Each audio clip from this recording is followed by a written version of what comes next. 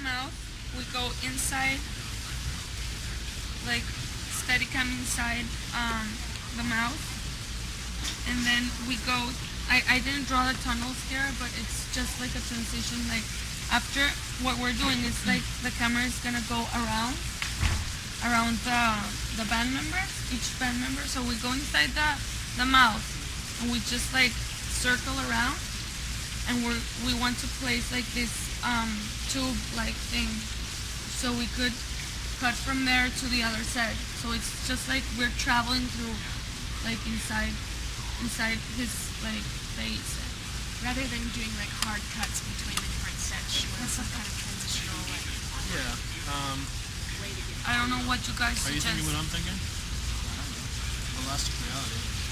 We could just morph it and morph from one scene to the next, so that the set changes and they change. Oh really? We have the technology, we have the power. The problem with elastic reality is This is on the mouth set. Each one of these blue lines right here represents a shape that's linked in the first picture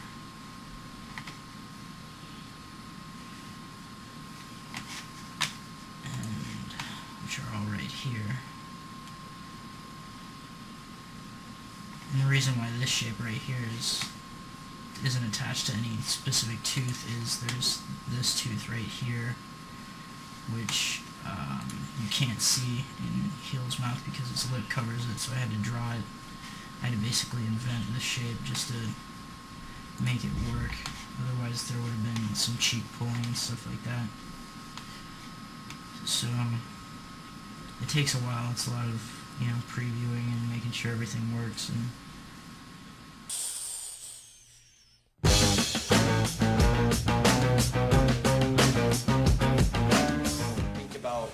watching it play out for you. So now we're going in, we're in a tube, right? And we're facing down the tube. Eventually we're gonna see this set first. Eventually after a little thing, right? You're gonna see this at the end of the tube. So how can we go into a tube and then change our motion and go back and then pull this way out? Do you know what I'm saying? Like when we go into a tube, how can we now just switch up and go into here? We actually need to go into the tube, and then it's almost like we fall into this. So in other words, when we come, if this is where the tube is. over time to give the illusion of the butterfly doing a barrel roll through the tube. So in order to match that, I had to go to match the keyframes within the rotation value from the CG project to this source file down here, so that it matches movement. He kept on mentioning this keyword that was fairy tale and magic. Fairy tale and magic, and he kept saying those two words that when I went back home that day, I started making notes and reading, and I started like picturing a lot of stuff that I haven't seen before that I've had seen before in my brain, but now that I spoke with the person that wrote this wonderful piece, I pictured it clearly. Like I had a clear picture now of what was going to be perfect with the concept he wanted. Pues el video de María José y el tema de María José se trata de esta persona, es el nombre del principal personaje del cuento, que se llama María José. Este actor se va a la cantina a tratar de olvidar penas de amor y se lleva pues, con la sorpresa de que se pone ebrio y al mismo tiempo se toma una botella de tequila en la cual venía un gusano que se acostumbra a tener las botellas de tequila, lo ingiere y este gusano pues va y se presenta en el estómago de María José. María José se queda dormido durante unos días y no despertaba y tuvieron que hablarle al doctor y ver qué estaba sucediendo, y cuando María José despierta, pues la sorpresa es que el gusano que se había ingerido pues ya se convirtió en mariposa y ella se pone en posición de parto Ah, perdón, él se pone, sí, María José. Sí, María José es un hombre. Es hombre, es hombre. Well, I think that the video and the song, considering the background of the band and so on, first point of view, it was like water with chocolate. That's what I thought. But there's that word in between them, those two words called magical realism, that put them together so well. I think that it's going to help the band. I've seen some of the music video, and it's a total different style, more stylistic. It's shot in 35, and I think that the other one were shot in 16, Super 16, but also in the concept itself.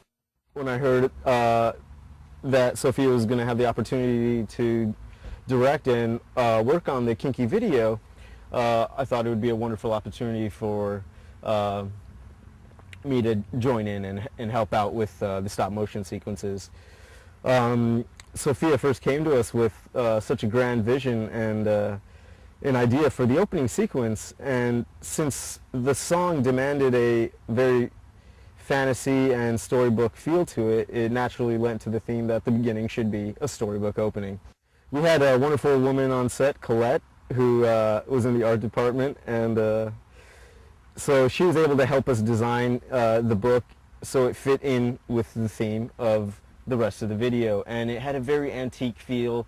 And one of my partners in the animation, Angie, she came up with the idea to have like a nice ornate K on the front, and they were able to achieve that with some of the similar techniques that Caitlin and Zoe were using on some of the rest of the sets, which was basically a papier-mâché style form.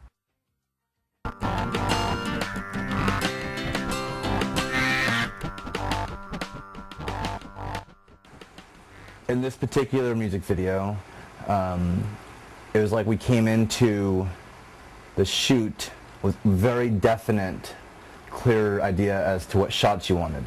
For this particular shoot, it was almost like editing a feature where the shots were just okay, and then we have shot 3A, we have shot 3, you know, it's really, really easy to kind of staple together.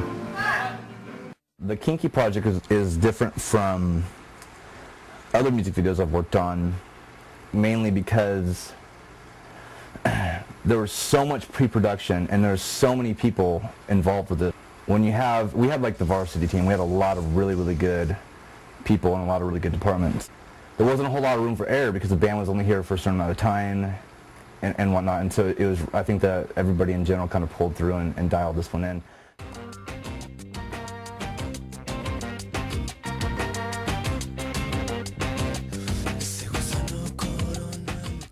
I'm a dreamer, and I believe that dreamers need like lyrics to feed their minds, and all the words that Kill and Kinky and all the beats and everything, they just combine so perfectly. They make my mind explode, like something that I couldn't explain, but the only way to express them was through a music video.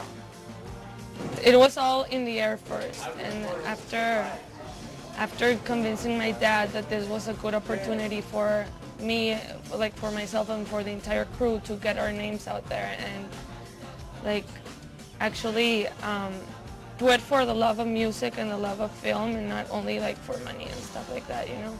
I guess that's what the hardest thing was, convincing the band, then convincing my dad to like give us money to fund this music video. The amount of money that it would have cost us to build those sets was outrageous. So I approached Lowe's and was able to get Lowe's to give us all of our building materials to build the sets at cost.